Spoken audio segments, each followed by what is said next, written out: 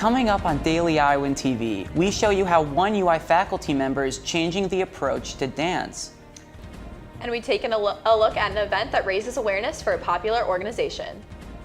And we'll hear from some of the Iowa football players after their tough loss to Northwestern. And a look at Iowa field hockey's victorious weekend. A cold front coming our way this week. More details for you in weather. Don't go anywhere, it's all starting right now.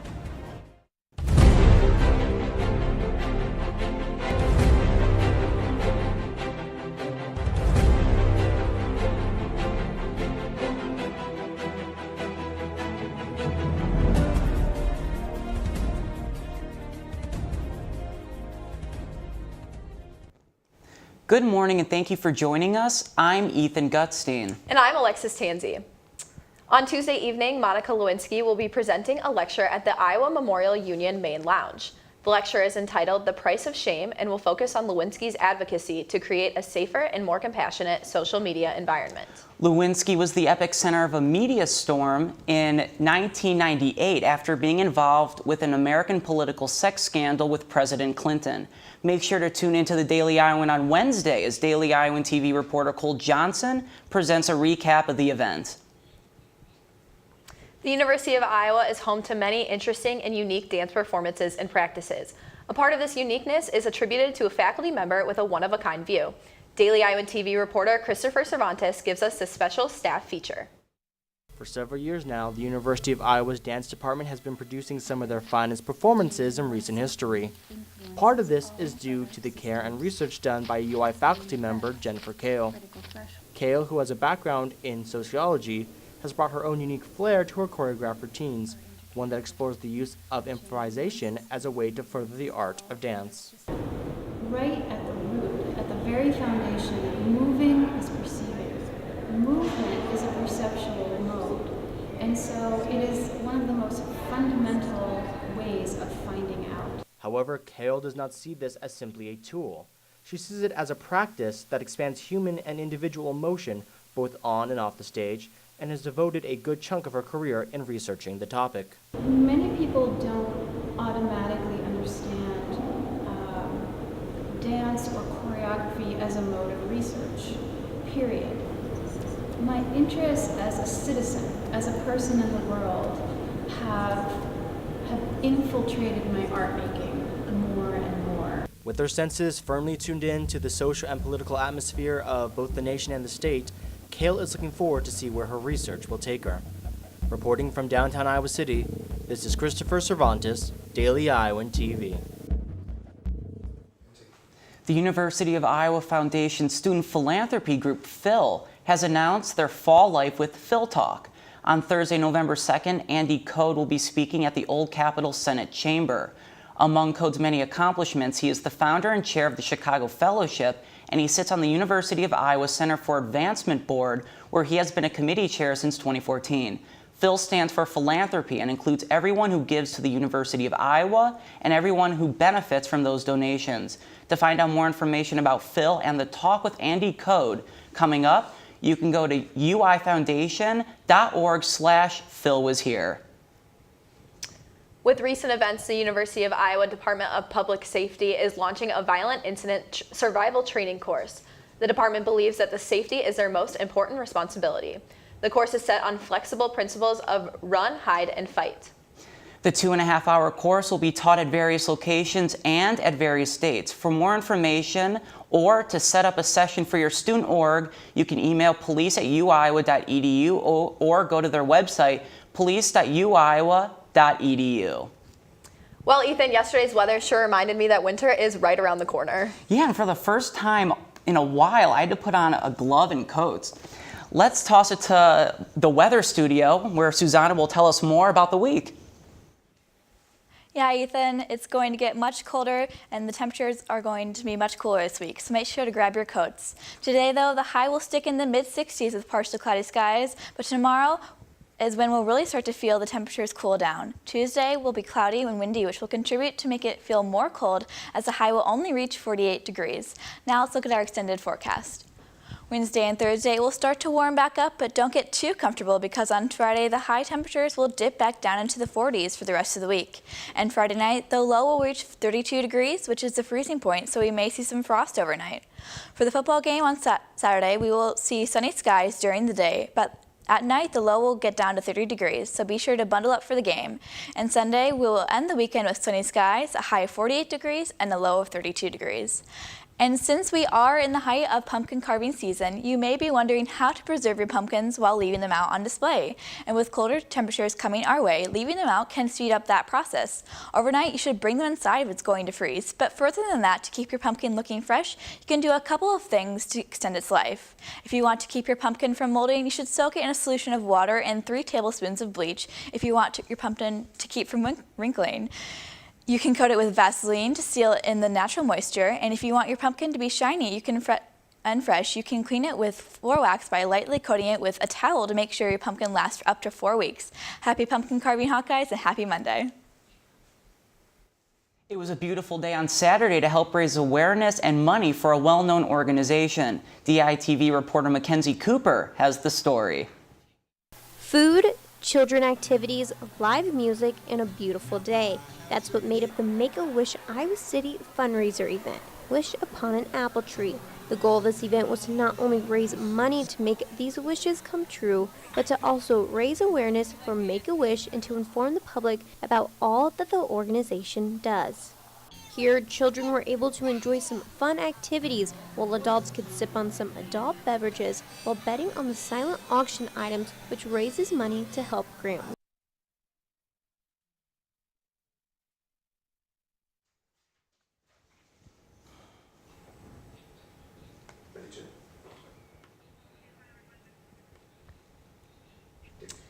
This week is Lime Days, a celebration of everything dance marathon. Not only is this week a big week of recruitment for the organization, but on Wednesday it will mark 100 days out until the big event in February.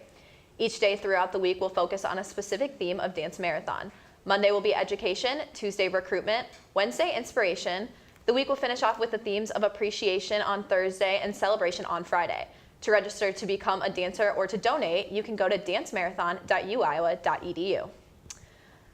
Over the weekend, the University of Iowa's Army ROTC Ranger Challenge team competed in the annual National Ranger Challenge competition held at Camp Dodge in Johnston, Iowa. 9-person teams took on 10 physically and mentally challenging events, ranging from a 6-mile ruck march to constructing a 1-rope bridge across a stream. Teams only succeed through the competition by using teamwork and communication.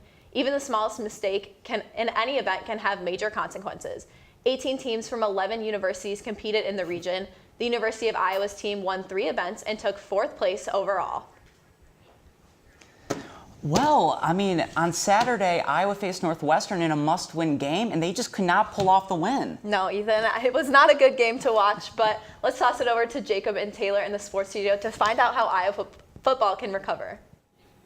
Thanks, guys. I know that after homecoming last year, I was really hoping for a Hawkeye win against Northwestern this weekend. Yeah, I was at home with my dad watching the game, and he was just as disappointed as I was to see the Hawkeyes lose this weekend. I understand that feeling, and with coming off a bye week, as they look to get their first conference road win against Northwestern.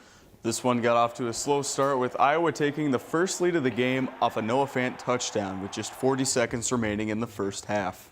Northwestern tied things up with a 6-yard score from Jeremy Larkin midway through the third, and the Wildcats added a field goal early in the fourth to take the 10-7 lead. The Hawks had the ball with 5 minutes and 30 seconds left and tied it up 10-10 with a field goal from Miguel Racinos, to which the game went into overtime. In overtime, Northwestern got the ball first and capitalized with a 1-yard touchdown run from quarterback Clayton Johnson.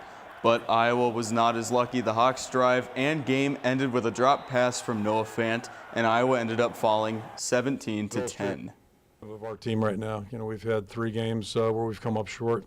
2 of them, 1 touchdown, the other one, less than that. So those are the things that we're going to have to improve on. We're going to have to find a way to do a little bit better, be a little bit more detailed, and find a way to make a few more plays during the course of a game so we can swing the outcome. The last 3 games we've lost, the last games we lost were all by 1-possession games, so it just comes down to focusing harder, preparing harder, and then just working harder every day and every week, because obviously something that we're doing, we got to figure out how to finish games, and that comes with the preparation on Sundays, starting Sundays throughout the week. Come back and fight. You know, we can't do anything about it now, so you guys got to learn from it and continue to improve. Iowa is going to have to abide by Kirk's 24-hour rule, as 2 out of their next 3 opponents are ranked in the top 10. Yes, the Hawks struggled against Northwestern, but the defense did have a pretty good game, only allowing 10 points in regulation, and even held Northwestern's best running back of all time in their program to under 100 yards. Daily Iowan TV's Bo Bowman has more.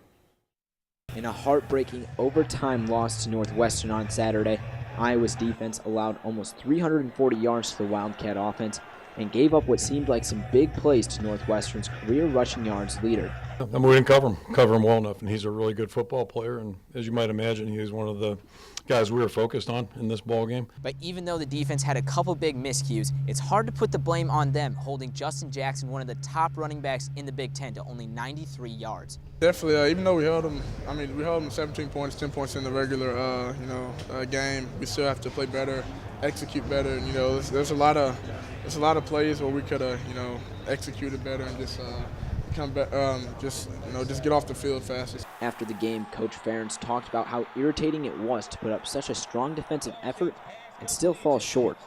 Well, I think there'd be a lot of frustration today. We didn't get enough points to win the football games. That's how football goes, So if we had, held them to one less point in regulation, we'll win the game. So, some days it's going to be like that. Other days it's going to go the other way. And bottom line is, you either play good enough to win or you don't. And that's what we got to figure out a way to do that a little bit better. Iowa is now 1-3 in Big Ten play, with all losses coming by 7 or fewer points. Just what I said a little while ago, and I said it to the team same way. Close games, you have to find a way to win close games. Iowa will continue Big Ten play this Saturday at home against Minnesota for the battle for the Floyd of Rosedale. From Evanston, Illinois, Bo Bowman, Daily Iowan TV Sports. Before the game on Saturday, Iowa announced star middle linebacker Josie Jewell and safety Brandon Snyder would not play due to injury, but did not specify what those injuries were, and that they would have more for us Tuesday at the press conference. The Iowa field hockey found some success this weekend and put an end to a 3-game losing streak. The Hawks pummeled Michigan State on the road on Friday, winning 7-1 in a game that saw 6 different Hawkeyes score. Then on Sunday, Iowa hosted the Ohio State Buckeyes in a close game that the Hawks were able to escape with a win thanks to a late first-half goal by Madeline Murphy. Here's what they had to say after their game on Sunday. We came out with so much energy and the want to really put this away. I think that it gives us a lot of momentum going forward and just positive vibes all the way. So we've really, in the last 2 weeks of practice, we've had a great sense of urgency, a great focus, and very good execution. And I really think that's absolutely what's carried over into our gameplay. I think we have a lot of momentum with our past 2 games. We've been connecting passes well, and we've had really good team defense, so just carrying that into the postseason. Yeah, it's great. We have wonderful seniors that have done a lot for this program, and to send them out with a win on Grant Field was also a goal today, so I'm really happy and proud for them, and just great for our confidence going into postseason play. With those 2 wins, the Hawks finished 6th in the Big Ten and will move on to the Big Ten tournament, which begins this weekend. That's it for us here in the sports studio. Come on back tomorrow for a closer look at Iowa's disappointing loss against Northwestern. And we'll talk to some of the girls basketball players during their media day today. Guys, back to you. Thanks Jacob and Taylor. The New York City Ballet Moves will be performing tomorrow and Wednesday at Hancher Auditorium. Moves is composed of a group of musicians and dancers of all ranks at the company. Miriam Miller, a dancer from Iowa City, will be returning home to perform in the shows. The shows will begin at 7:30 p.m. That's all we have for you on this Monday morning edition of Daily Iowan TV. Be sure to head over to dailyiowan.com for all your latest news between Monday and Friday. If that isn't enough of the Daily Iowan for you, be sure to check out our print edition of the news on Stands Now. For Daily Iowan TV, I'm Ethan Gutstein. And I'm Alexis Tansey. Have a good day, Iowa City, and we'll see you back here tomorrow morning.